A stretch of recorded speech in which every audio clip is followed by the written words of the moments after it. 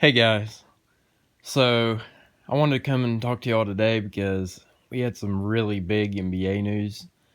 Also, I want to talk about the NBA Finals because that's really big NBA news. Let's get straight into it. Wow.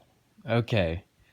So the Rockets won the Kevin Durant sweepstakes and I think are contenders next year now. So this year the Rockets were contenders. They weren't. No one really thought they could actually win the championship, but they were the second best record in the West after the regular season. So you had to respect them, but then once they got to the actual playoffs and you could tell it was a different type of game, they lost to like the Warriors. So it's one of those things where people didn't really feel like the Warriors were a championship team this year. But because they had Steph Curry, you have Jimmy Butler, you have Draymond Green, like it felt like they're still a veteran team. They had Steve Kerr. They knew what they were doing, and it was like their game's going to improve in the playoffs. Whereas for the Rockets, you felt the exact opposite, where it's just they're young and experienced. It's going to take more time. So now, after acquiring Kevin Durant, I don't feel the Rockets are underage now. I mean, look at the Thunder, for example. I think the move to get Kevin Durant was an excellent decision because going in, when I found out the first reports originally that it was going to be between the Spurs, the Heat, and the Rockets, essentially, I didn't want the Rockets to do it. As a Rockets fan, I didn't think it was going to be a good trade because around that same time, we were already hearing about what it would probably cost for Giannis, what the actual trade was for Desmond Bain. Like, it seemed like the Rockets were gonna overpay for a guy like Kevin Durant, who's like 36 now. So it just didn't seem like it was going to be worth it.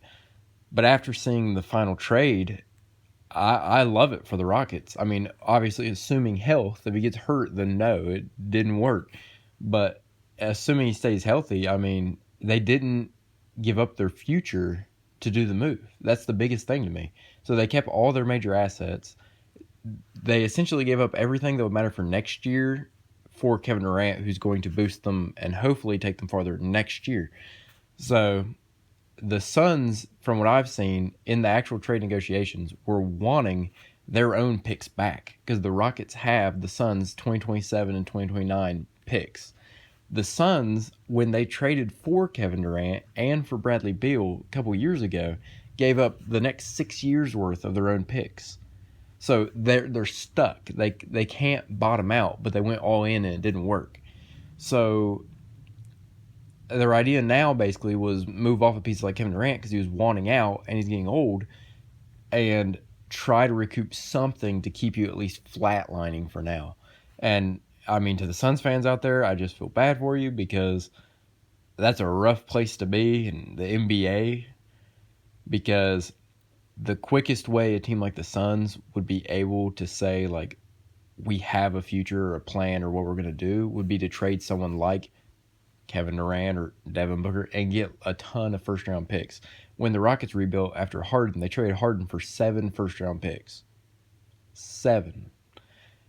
The Grizzlies just traded Desmond Bain for 5 first round picks. The Rockets just got Kevin Durant for 1 first round pick and 2 players. One is really a high level role player in Dylan Brooks. And let's be honest, Jalen Green hasn't developed the way he's supposed to. So on that contract, the Suns are hoping that he'll be the gem out of the trade and it'll be worth it long term. But if he's not, then really, I mean, they got 1 first round pick in for this year. So if they better hit on it. Because if they don't, this still didn't help them with drafting in the future. So I love the trade for the Rockets. It feels like a good win now trade that they didn't have to bet on losing all their assets for their entire future. I mean, for the Suns, I think they got the best they could out of the 3 teams that were in the running. I don't think the Spurs were really that much in the running. I think it was just one of the teams that Kevin Durant named that he would want to go to. So for the Rockets, I'll give it an A or an A minus. I don't think you can give it an A minus. It had to be an A because I don't see how you could look at this other than injury because of age and stuff. I don't see how you could look at this knowing the Desmond Bain trade like a week before and him going for like 4 or 5 first-round picks, and then the Rockets do this move and not have to bet on any future assets. It's just impressive. But I think the Suns were pinned down in a bad spot because they had to move Kevin Durant when they did. That's why this has been going on for about a week, building up. But for the Suns, I'd probably give it a C or C plus. I mean, we'll have to see how it plays out really for the Suns' part. Who they take at number 10. Long term does it end up mattering.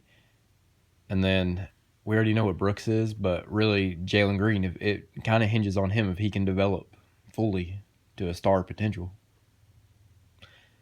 That's my thoughts on it. Give me your thoughts in the comments and let me know who you all think won the trade.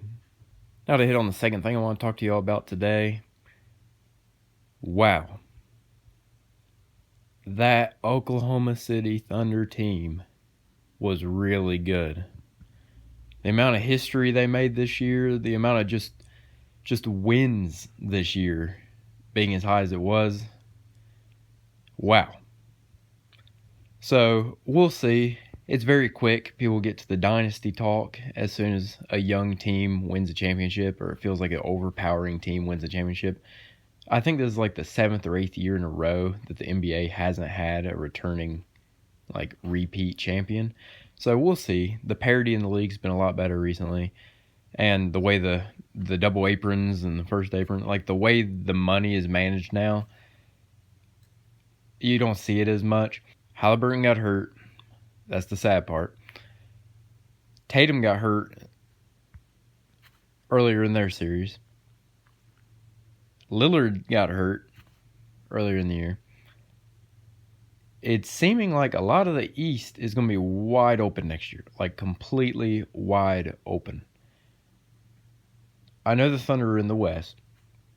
But for those of you who really paid attention this year to the NBA or watched through the playoffs here, it didn't really feel like the Thunder were that challenged until the finals here.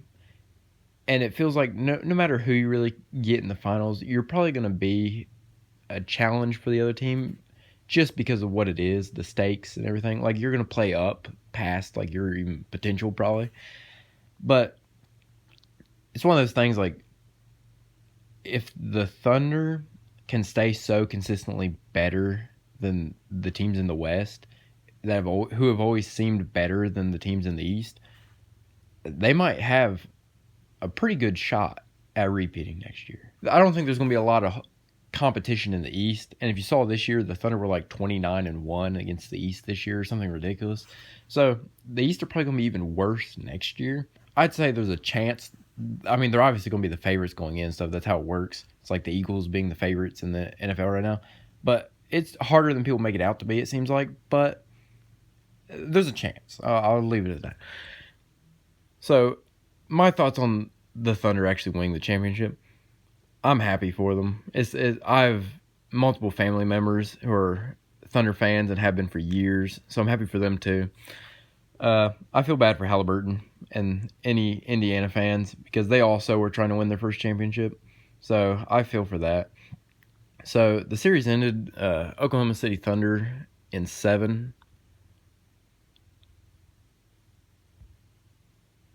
Where have I heard that before? And I still believe OKC is probably going to win the finals. If I had to pick right now, I'd say in 7. Oh, okay. That's where I've heard it before. Yeah, so that was my pick for the series. I didn't expect the whole Halliburton stuff to happen, though. He got hurt earlier, I believe it was in Game 5. And then he played through it in Game 6. They did okay. He was okay. But the rest of the team really rallied. They were in Indiana. They had to win. They won. Then you go into Game 7. Then he gets hurt again in the first quarter. At that point, you kind of thought the Thunder were just going to blow them out and it was going to be over quick. But it wasn't. Indiana was actually up, I think, a point at halftime. But then as the game went on, I think it was the third quarter, was really one-sided. And the Thunder kind of put their foot on the pedal. And it was pretty much over at that point.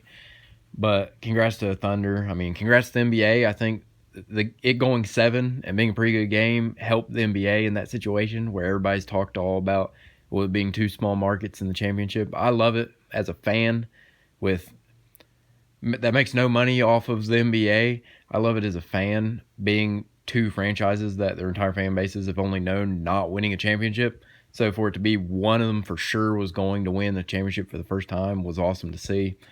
So let me know your thoughts in the comments, and let me know if you all watched the game or if you liked it or how you feel about the Thunder winning the championship.